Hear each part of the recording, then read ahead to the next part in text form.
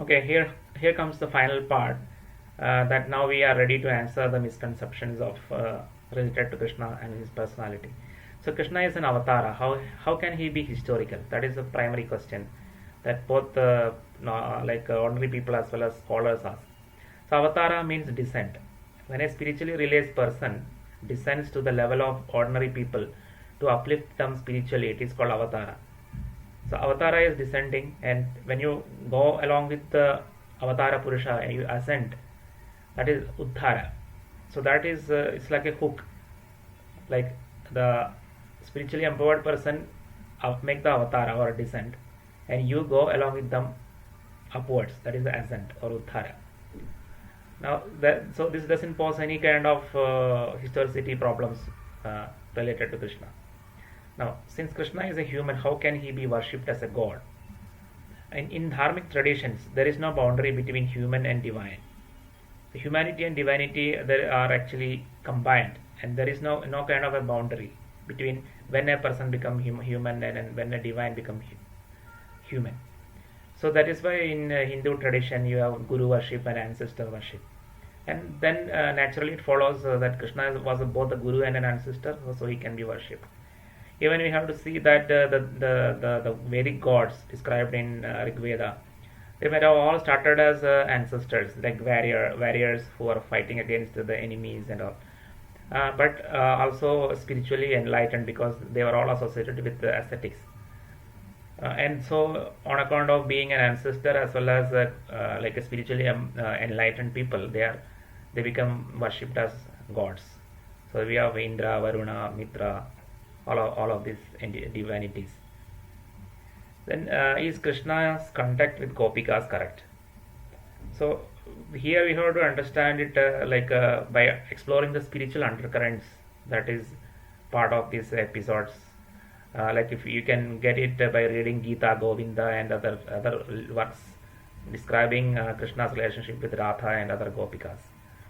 So if you look at from the modern perspective of all this internet, and so you get a lot easily confused.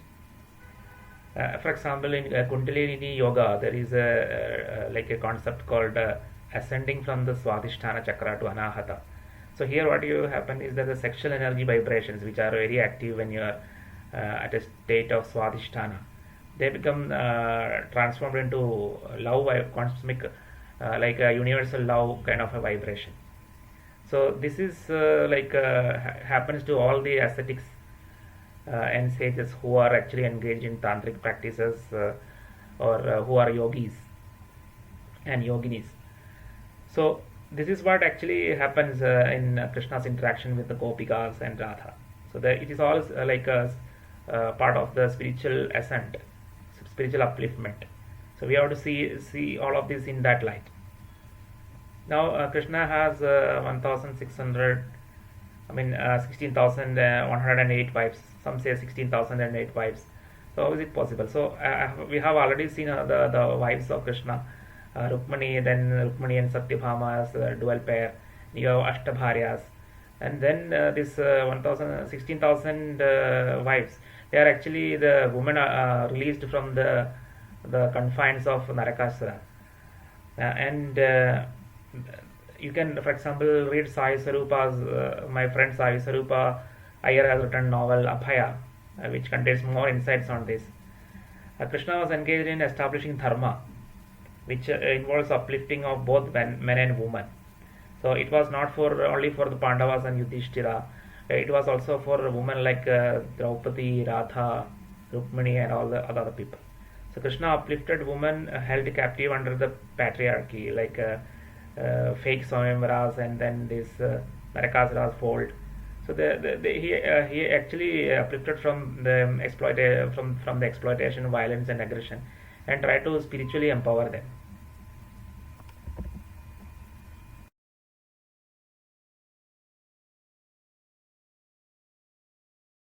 Again, there is this question: why did Krishna stole the dress of Gopikas, but he chose to help Draupadi by covering her body with dress? So basically, if you read Gita, Govinda, and other such works, you can clearly understand that Krishna removed the body consciousness of Gopikas as a starting point of their spiritual upliftment. That is what happened in Vrindavan. And you can see why Krishna wrapped Draupadi to protect her honor and defend male aggression upon women. So some people have question like, is it physically happened? So there again, I'm repeating it again, that acknowledging and asserting a woman's dignity socially is equal to covering the nakedness of a woman, and humiliating her in public, like what Dushasana, Duryodhana and Karna has done, that is equal to disrobing her. So the Kauravas disturbed Draupadi by humiliating her in public, and Krishna has covered her by asserting her dignity. And even the whole Mahabharat war was actually part of this asserting of the dignity of Draupadi. Otherwise, also in every part of the life, Krishna has asserted the dignity of Draupadi and many other women. Another example being giving the status of a wives of to the woman abducted by Narakasura, so that situation that Sita had to face as per Ramayana is not occurring to them. Now Krishna was a naughty in his childhood teens, but revealed as a great philosopher, imparting Gita. How is it possible? So people explain it like a split personality, that there was one hero in Vrindavan and another hero in Dwarka. So somebody who were waiting all these Sanskrit text has combined them both, but that is not necessary, because again we also know from this Indo European migration theories, especially the OIT 3 from theory by Talagiri, that there was indeed a migration that has happened from Mathura to Dwaraka. So there is no need of explanation based on multiple personalities combining together and all to explain Krishna. And Krishna is mentioned as doing many magical things in childhood, like lifting of Govardhan mountain. How can such a thing be historical? So here actually I have written a lot about this kind of poetic exaggerations in my website Ancient Voice. Here actually we can explain like what was Krishna doing was uplifting the merit of Govardhan mountain.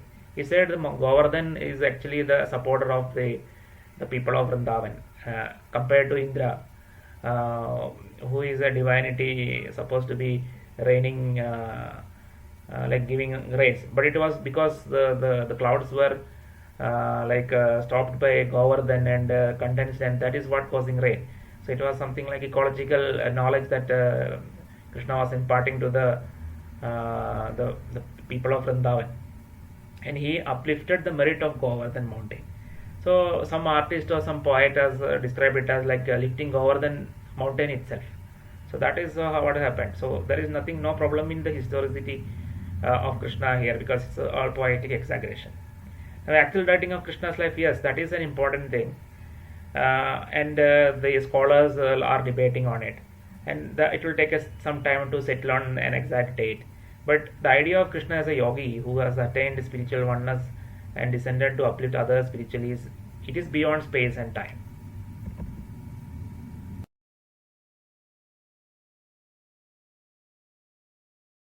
Thus we have reached the conclusion of this talk. So we have seen the historicity of Krishna is irrefutable because of all the evidences, literary evidence and archaeological evidences, and the evidence of historicity of things related to Krishna, like Dwaraka, Mathura, Vrindavan, Yamuna, Balarama, and Pandavas.